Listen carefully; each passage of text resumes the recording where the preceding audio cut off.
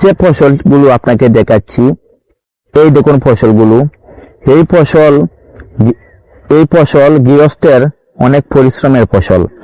এই ফসল অনেক পরিশ্রম করে গৃহস্থ আমাদেরকে খাবার উপযোগী করে তুলে দেয়। দেখুন, আমরা সাধারণ চাষা যারা গৃহস্থ রয়েছে তাদেরকে আমরা কখনো সম্মান করি না, কিন্তু তাদের কারণে আজ আমরা দুমুঠো ভাত খেতে পারি।